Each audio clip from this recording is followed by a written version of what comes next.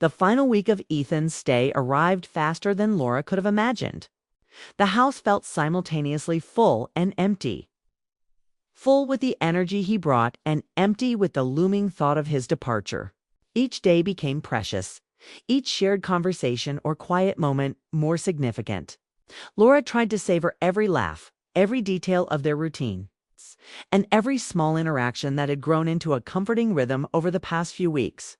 She realized she had been living without this type of connection for far too long. Ethan had grown comfortable in the house, naturally taking on roles that made the household flow more smoothly. He would help Daniel with small repairs, organize groceries, and even make morning coffee without being asked. Laura watched him with pride and admiration, noticing how thoughtful and mature he had become over the past few weeks. She also noticed how her own confidence had returned. She moved with ease around the house, laughed more freely, and even started planning small projects for herself again. These changes were subtle but profound, making her feel alive in a way she hadn't felt in years. One evening, thunderstorm rolled in suddenly, rattling windows and casting shadows through the house. Power flickered and went out, leaving only the dim light of candles flickering across the walls. Laura and Ethan found themselves in the living room, sitting close together, sharing a blanket for warmth. They spoke softly, reflecting on the days they had spent together, their shared memories, and the simple joys that had filled the house with energy again. The conversation was comforting and grounding, a safe place amid the storm outside. "You've changed this house, Aunt Laura," Ethan said quietly, his voice almost reverent. "It's brighter, happier, and I think I've learned a lot from seeing how you handle everything." Laura smiled, feeling a lump in her throat. She appreciated his words deeply, not as a romantic gesture, but as a recognition of her worth and resilience. For years, she had felt invisible in her own life, overshadowed by routines and responsibilities. Ethan's presence had reminded her of her own vitality, her capacity to care, to connect, and to bring joy to the people around her. The storm passed, leaving a quiet stillness in the house. Laura noticed that the brief darkness had somehow made the light in the room feel warmer. The bond between her and Ethan stronger. She realized that the past weeks had allowed her to rediscover herself. She had laughed, played, shared, and even worried. And through it all, she had found a deep sense of connection that was both innocent and profoundly meaningful. The day of Ethan's departure came sooner than either of them expected. Laura woke early to prepare breakfast, trying not to let the moment overwhelm her. She set the table carefully, making his favorite dishes, and placed a small note beside his plate. "Thank you for bringing joy back into this house. We will always remember these days." Ethan entered quietly, noticing the note, and smiled softly, a mix of gratitude and nostalgia in his eyes. During breakfast, their conversation was lighthearted at first, discussing what he planned to do once back at college. But beneath the casual tone lay a layer of unspoken emotion, the realization that their daily interactions were about to change, that the household would return to its previous quietness, and that the warmth they had shared would be missing. Laura found herself holding back tears, trying to keep the morning bright and easy for him. After breakfast, they moved to the front door. Ethan picked up his bag and they exchanged a long, meaningful look. There were no inappropriate gestures, no misunderstanding, only a deep acknowledgement of what the past weeks had meant for both of them. "I'll miss this," Ethan said softly. "I'll miss how you made me feel, like I belonged." Laura's heart swelled with a mix of happiness and sadness. She nodded, finding it hard to speak through the lump in her throat. "We'll always have these memories," she said, her voice steady but emotional. "You've brought something into this house that I'll never forget." Ethan hugged her briefly, a comforting and familial embrace that spoke volumes about the bond they had formed. It was warm, reassuring, and completely appropriate. Yet it carried the weight of everything unspoken: gratitude, connection, growth, and mutual understanding. When Ethan left, the house suddenly felt quiet, almost hollow. Laura walked through the rooms, noticing the absence of his presence in ways that surprised her. The kitchen no longer smelled of coffee brewing early in the morning. The living room felt emptier without his laughter. and even the garden seemed to lack the energy he had brought to it. She realized that she had grown accustomed to his presence, to the small, meaningful ways he had filled her days with warmth and companionship.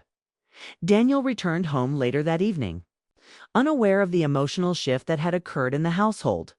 He was tired, preoccupied, and focused solely on his own routines. Laura felt a pang of realization, while her marriage remained functional. Her emotional needs had been largely unmet for years. Ethan had reminded her of the depth of connection she had been missing, and she resolved to carry that awareness forward into her life in the days that followed. Laura slowly reestablished the household routines. She continued painting, gardening, and playing music, activities she had rediscovered thanks to Ethan's presence. She called friends she hadn't spoken to in months, reconnecting with her social life and sharing stories of the small joys she had experienced. Each action, each choice, was infused with the vitality and appreciation that had grown within her during Ethan's stay. Laura also reflected deeply on her marriage. She realized that connection, attention, and emotional intimacy were essential components of her happiness. While Daniel remained largely unaware of what had been missing, she understood that she could no longer suppress her own needs. Ethan had shown her that fulfillment could come in unexpected ways, and that self-awareness and emotional care were vital to her well-being. One afternoon, Laura received a message from Ethan, thanking her again for everything and sharing a few updates from his first week back at college. She responded warmly, grateful for the ongoing connection despite the physical distance. She realized that bonds didn't need to be constant or physical to have a profound impact. The memories, conversations, and shared experiences could continue to nurture her heart and spirit over time. Laura embraced her newfound sense of independence and self-worth. She took up new hobbies, strengthened her friendships, and became more attentive to the small joys in life. She had learned that happiness could emerge in subtle, unexpected ways, often through the kindness, understanding, and companionship of others. Ethan had been a catalyst for this transformation, but the lasting change belonged to her, the awareness that she could create a life rich in connection, warmth, and fulfillment. Looking back, Laura understood that the past weeks had been a turning point. Her life had shifted not because of drama or conflict, but because of the quiet, meaningful interactions that reminded her of her own vitality. She felt gratitude for Ethan's presence, for his empathy, his thoughtfulness, and the way he had reawakened a sense of life in her heart. In the end, Laura realized that love and connection could take many forms, not all of them romantic. Not all of them constant, but all of them meaningful. Ethan had come into her life unexpectedly, filled it with light, and left it with lasting warmth. She was forever changed, not by scandal or drama, but by the simple, profound power of human connection, kindness, and emotional presence. The house no longer felt hollow. It was quieter, yes, but it also carried a subtle, lingering energy, a reminder that life could be vibrant even in moments of absence, and that the bonds we form, however temporary, could leave lasting imprints on our hearts. Laura smiled, knowing she had emerged from this experience stronger, more aware, and more open to the joys life could bring. She felt ready for the future, ready to nurture connections, and ready to embrace every meaningful moment that came her way. And so, life continued, enriched by the quiet but powerful lessons of connection, understanding, and the unexpected presence of someone who reminded Laura of what it truly meant to feel alive. Margaret Collins was 59 and lived alone in a small white-painted house on the edge of Portland, Oregon.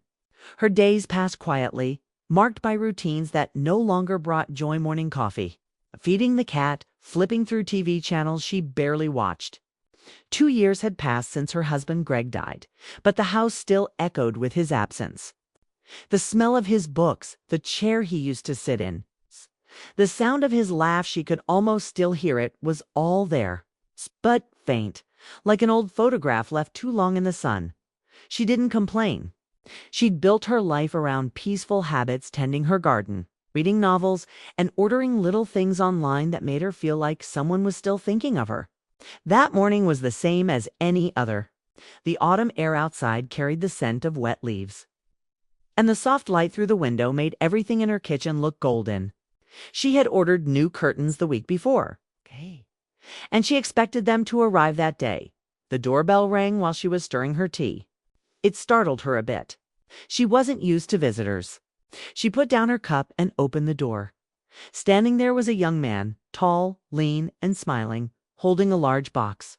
His delivery uniform was slightly wrinkled, and his name tag read, Eli. His hair was messy in a casual way, like someone who didn't try too hard but somehow looked good anyway. His eyes were bright and kind, and his voice had the warmth of someone who liked people. "Delivery for Margaret Collins," he said, shifting the box slightly. She nodded. "Yes, that's me. You can just leave it there. Thank you." "It's kind of heavy," he replied, smiling. "I can bring it inside if you'd like." She hesitated. She wasn't used to letting strangers in. But his tone was respectful, not pushy, and for some reason she said yes. "All right. That would be nice of you." He stepped inside carefully, setting the box near the living room couch. As he straightened up, he noticed the old photographs on the wall. "Is that you and your husband?" he asked. She nodded. "That was Greg. He passed a couple of years ago." "Sorry to hear that," Eli said softly. "You too look happy." Margaret smiled faintly. "We were." There was a pause, not uncomfortable, just quiet. Then he noticed her bookshelf full of classic novels. "You must love reading," he said. She chuckled. "Old habit. I used to teach English literature." "That's cool," he said. "I'm actually studying photography at the community college. Delivering packages helps me pay for classes." She noticed the small tattoo on his wrist and old-style camera drawn in fine lines. "Ah, so that explains it," she said with a smile. He looked a little embarrassed. "Yeah, my mom says it's a reminder to keep chasing what I love, even when life gets hard." Margaret felt a small tug in her chest. She used to say the same thing to her students. The room suddenly felt warmer, more alive than it had in months. When he left, she stood by the window and watched his van drive away, its energy lingering in the air like a pleasant memory. She laughed quietly to herself. How strange it was that a stranger's kindness could lift the weight she'd been carrying for so long. That night, she caught herself thinking about the brief encounter while she read. She wasn't thinking of Eli romantically. It was something simpler, more human, a reminder that connections still existed, that maybe her story wasn't over yet. The next week, she ordered a few household things, dish towels, a small lamp, a book she didn't really need. The deliveries kept coming, and so did Eli. Each time their conversations grew longer.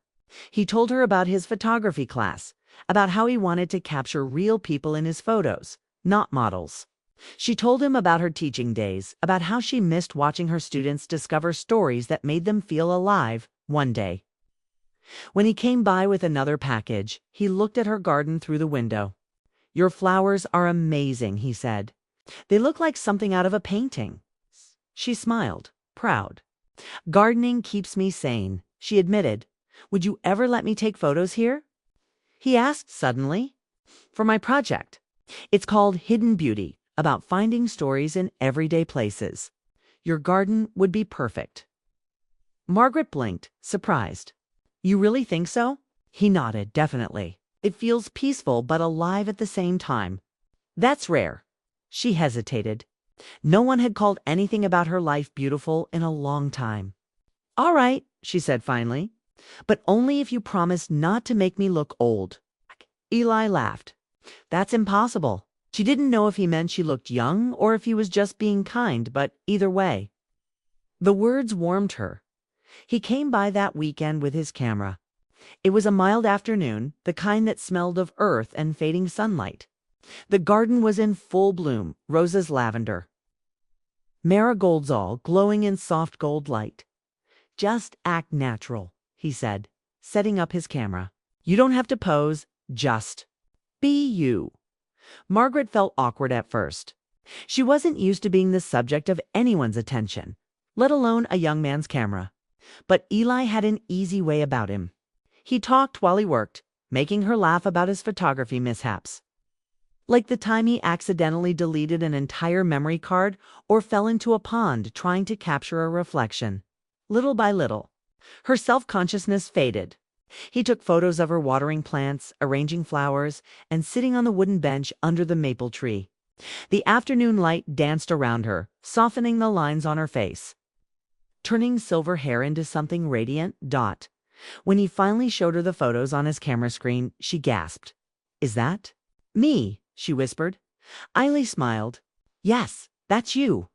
She stared at the image herself framed by sunlight, her eyes gentle but full of something she hadn't seen in years. It wasn't vanity. It was recognition. The woman in the photo looked alive, peaceful, almost happy. "I don't remember looking like that," she said softly. "You always did," Eli said simply. "You just forgot." His words struck deep. For a moment, she couldn't speak. It wasn't about age or beauty. It was about seeing herself again. After he left, Margaret sat in the garden alone, holding a cup of tea. She thought about how strange life was. How a young stranger could walk into her quiet world and remind her of something she thought she'd lost. That night, she opened her email and found the photos he'd sent. Each one told a small story. Her laughter caught midair, her hands brushing against the petals, her eyes lost in thought. She stared at them for a long time, feeling something shift inside her. She felt seen. Not as a widow, not as an aging woman, but as someone still capable of meaning, still worth noticing. She didn't know where this new feeling would lead. Maybe it was just the beginning of a friendship, or maybe it was something deeper, chance to feel alive again. But she knew one thing for certain. The world outside her door suddenly seemed a little less quiet. The next morning, she found herself smiling as she baked muffins, something she hadn't done in months. She packed a few into a small box, thinking maybe she'd give them to Eli the next time he came by. For the first time in a long while, Margaret had something to look forward to, and as she looked out at her garden, golden with sunlight, she whispered, "Thank you. Greg, maybe you sent him." Little did she know, that small act of kindness offering muffins to a delivery boy would lead her into an emotional journey she never expected. Because sometimes, life gives you one more chance to rediscover who you are, even when you think your story is already written. The days after the garden photo session became a small rhythm in Margaret Collins' life. Each morning she found herself glancing at the driveway, hoping to hear the familiar hum of Eli's delivery van. It was not the kind of longing she had once known for romance, but something subtler, more humana, craving for connection, for laughter. For the small spark of life she had almost forgotten, Eli continued his deliveries. And every visit seemed to bring something new. Sometimes it was a story from college, sometimes a question about a novel she'd loved. Other times it was a brief moment of quiet where the two of them just sat talking about nothing at all. Margaret noticed that she felt lighter after these visits, like a weight had been lifted from her chest. One afternoon, a package arrived with an unusually large box. She opened the door and found Eli holding it with a grin. "I think this one's going to need your approval," he said. Curious, she invited him inside. As he carefully carried the box into the living room, she caught sight of the label. Lit was an assortment of photography prints he had made from his recent projects. "I thought maybe you'd like to see them," Eli said. "You've given me some inspiration." Margaret's eyes softened as she looked through the prints. They weren't just pictures, they were stories frozen in time. Some were of city streets bustling with life. Others were quiet landscapes, just like her garden. And in every frame, she saw a perspective she hadn't noticed before. A quiet beauty in the mundane. "You have a real gift," she said softly. Eli shrugged modestly. "I'm learning. I just want to capture things people overlook." Margaret nodded. She understood that feeling all too well. Life often rushed by, and most people missed the small moments that mattered. She realized that, in a way, Eli reminded her of Greg, not in looks or mannerisms, but in his attention to detail, his ability to notice what others ignored, and his quiet passion for life. The afternoon stretched on. Eli talked about a project he was planning, photographing older women who had stories to tell, capturing their strength and grace. Margaret felt a pang of curiosity and pride. Could he really be interested in her for a project like that? Could someone see her not as an aging widow, but as a person with a history, with depth, with life still burning quietly inside?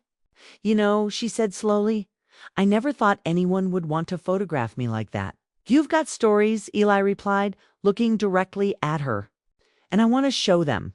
It's not about age, it's about life. Margaret felt her heart skip a beat.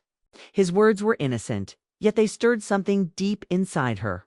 It wasn't desire in the conventional sense, it was recognition, validation, a reminder that she still mattered. Over the next few weeks, the visits became more frequent, each one leaving Margaret a little lighter, a little happier. Eli asked about her life, her memories, her books, her garden. She found herself opening up in ways she hadn't for years. She laughed at his jokes, shared small secrets about her youth, and even admitted the little fears she'd held close since Greg's death. One rainy afternoon, Eli arrived with his camera slung over his shoulder and a new sparkle in his eyes. I've been working on a project about light in unexpected places, he explained. I thought we could try it in your living room today. Margaret hesitated, but something about his enthusiasm was contagious. She helped him arrange chairs and props, and soon the room was filled with the soft glow of lamps and reflections from raindrops outside. The photo session was playful. They laughed at awkward poses, fumbled with props, and experimented with angles. By the end of the afternoon, Margaret realized she felt alive in a way she hadn't in years. Eli's youthful energy, his genuine curiosity, and his respect for her made her heart feel lighter. She wasn't embarrassed by her age or her loneliness. She felt seen, appreciated, human. After he left, she sat by the window with a cup of tea, looking at the rain falling softly on the garden. She thought about how strange life was, how someone she barely knew could make her feel this way. It wasn't infidelity in any conventional sense. It wasn't betrayal. It was a rekindling of her own sense of self, a reminder that life still held surprises and small joys. Even after loss, Margaret began to anticipate his visits. Not in a way that made her anxious, but in a gentle, pleasant way. She found herself tidying the house more, baking cookies for no reason, and even planting a few extra flowers in the garden, hoping they would catch his eye. Each time he arrived, the day seemed brighter. One evening, after Eli had left with another batch of photographs, Margaret sat alone with her thoughts. She realized that her feelings were complicated. There was affection, certainly. There was admiration. There was even the thrill of being noticed again. But it was mixed with the quiet sadness of knowing she couldn't replace Greg. Couldn't go back to the days when life was simpler. Still, she couldn't deny the warmth that had returned to her heart. For the first time in years, she felt a sense of anticipation. A feeling that tomorrow could bring something new, something unexpected. The next day, Eli arrived with a small notebook. I've been thinking, he said, about a series on resilience people who faced loss and kept going. I thought maybe you could help me. I'd like to interview you if that's okay. Margaret looked at him, surprised. Interview me? Yes, he said. Not for anything published yet, just for my personal work. I want to capture your story, your strength, your perspective. Something in her stirred. She had been holding so much inside herself for so long, grief, regret, longing. Perhaps it was time to share some of it, even in small ways. All right, she said quietly. I'll do it. They spent the afternoon talking. She told him about Greg, about her teaching days, about the moments of joy and heartbreak that had shaped her. He listened, genuinely interested, asking questions that made her think deeply about her own life. It was strange, liberating, and comforting all at once. By the time he left, Margaret felt exhausted but exhilarated. She had spoken truths she hadn't admitted to anyone in years. And in return, she felt lighter, freer, more herself. Days turned into weeks. The sessions continued, each one bringing new insights, laughter, and quiet moments of reflection. Margaret realized that her connection with Eli wasn't about romance, it was about life, about being seen, about feeling human again. But even as she embraced this new chapter, there was a whisper of caution in her mind. Could it be appropriate for a young man to be so involved in her personal world? Was she putting herself in a position she didn't fully understand? She didn't have an answer. She only knew that each encounter left her feeling more alive than she had felt in years. Then came the day when Eli invited her to see a local exhibition. "I've been working on something special," he said. "I think you'll like it." Margaret hesitated, then agreed. She wanted to see the world through his eyes, to witness the way he captured life and emotion. The gallery was intimate, filled with photographs of people, places, and moments she recognized and had never noticed before. Among them were several portraits of Margaret herself captured in her garden, in her living room, laughing, thinking, alive. She felt tears prick her eyes. The photos were not flattering in the sense of hiding age or flaw. They were beautiful because they were real, honest, and alive. She had never seen herself this way. Eli smiled gently. "You see yourself differently through my lens. But it's not really about the lens. It's about what you've lived and what you still have to give." Margaret felt a rush of gratitude, affection, and something she didn't name. It was the thrill of life, of being noticed, of being part of a story larger than herself. And though she knew her heart still carried grief for Greg, she also realized that grief did not prevent joy from returning. That night, she walked through her garden under the silver light of the moon. Each flower seemed brighter, each leaf more vivid. She felt a quiet strength in herself, a sense that life could surprise her even now. Even at 50-9. And as she sipped her tea, she thought about Eli, about his energy, his respect, and his kindness. She understood that what she felt wasn't transgressive. It wasn't betrayal. It was life reminding her that she still existed, still mattered, still had stories to tell. Margaret knew that the journey ahead would be filled with choices, reflection, and perhaps even some awkward moments. But she was ready for it. Ready to live, ready to connect, ready to see herself with new eyes. Because sometimes the most profound relationships aren't about romance or desire. They're about being seen, being heard, and rediscovering your own worth through the eyes of another human being who truly cares. And for Margaret, Eli had become that mirror young man who reminded her that life, even after loss, still held color, light, and possibility.